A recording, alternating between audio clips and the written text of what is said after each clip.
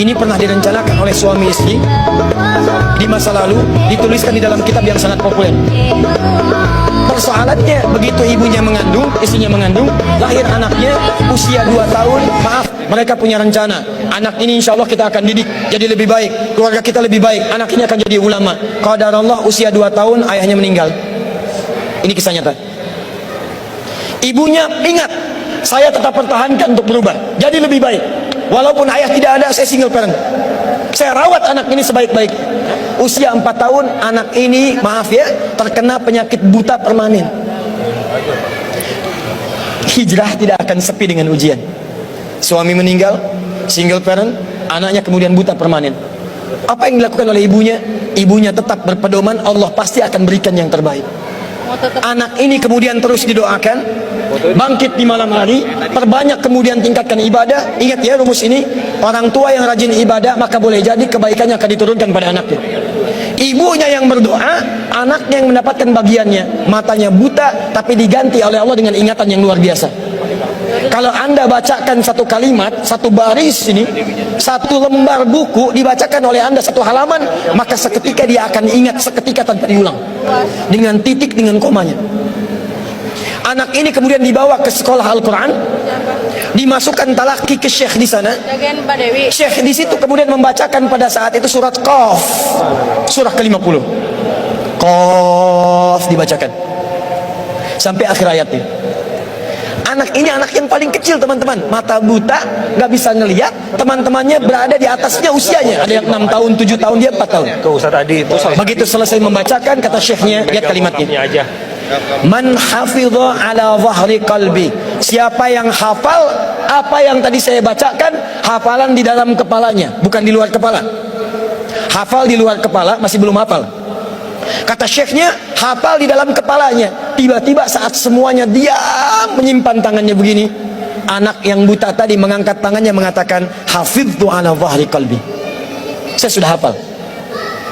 Syekhnya penasaran, kata syekhnya, bagaimana? Diambil anaknya ke depan, diminta baca. Masya Allah, bacaannya bukan hanya hafal, makhrajnya, sifat hurufnya, tajwidnya, semua mirip dengan syekhnya.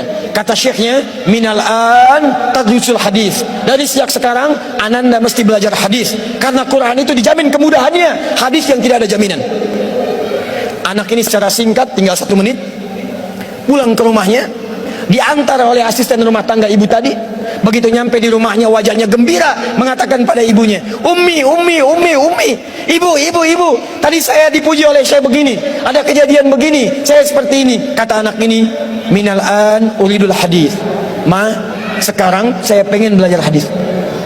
Kata ibunya, ya bunayya iktafi bil Quran, anakku sayang, kamu punya keterbatasan, supaya kamu nggak capek sekarang Quran dulu, baru setelah itu hadis. Kata anaknya, lah, dia percaya pada gurunya, dia percaya pada keyakinannya, dia katakan, ma, saya pengen belajar hadis. Dia tinggalkan ibunya sambil meraba jalan begini ke kamarnya.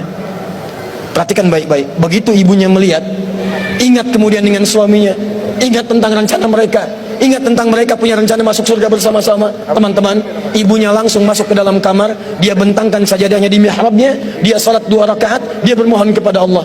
Saat sujud itulah dia tumpahkan segala keinginannya. Perhatikan kalimatnya. Rahasianya ada di Quran surah ke-17 ayat 110 sampai dengan 111, paling kanan sebelah atas.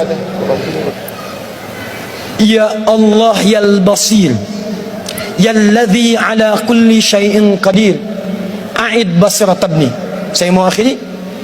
Ketika tumpah air matanya, dia katakan, ya Allah yang maha melihat, mohon kembalikan penglihatan anak saya. Yal basir, yalladzi ala kulli syai'in qadir, a'id basirat ibni. Begitu mengatakan kalimat itu, capek ketiduran. Kemudian pada saat itulah anaknya sedang mengulang surat Qaf di kamarnya.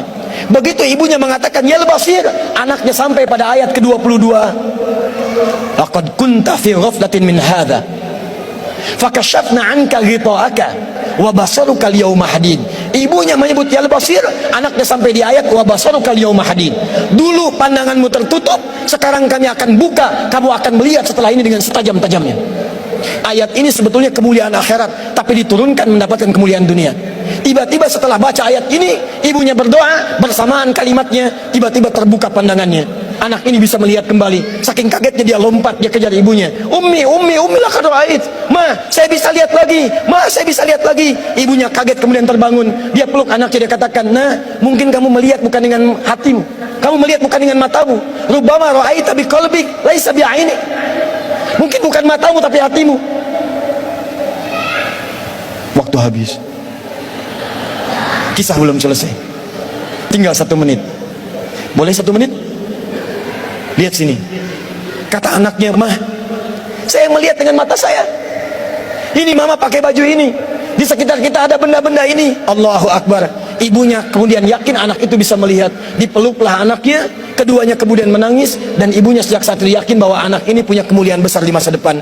Maka disekolahkanlah kemudian tempat-tempat terbaik. Belajar hadis terbaik. Diingat segalanya. Cepat luar biasa. Anak ini kemudian dikenal dengan luar biasa di masa depan. Nama anak ini adalah Muhammad. Bapaknya yang meninggal namanya Ismail. Kakeknya namanya Ibrahim. Kakek buyutnya Al-Mughirah. Eyang buyutnya Al-Bardizbah. Tinggal di kecamatan Ju'fah, di Kabupaten Bukhara, Provinsi Khorasan, negara Uzbekistan sekarang. Kelak di kemudian hari, dia dikenal dengan nama daerahnya Bukhara, dengan Al-Bukhari. Itulah kisah Imam Al-Bukhari. I'll be with you, I'll stay by your side. One is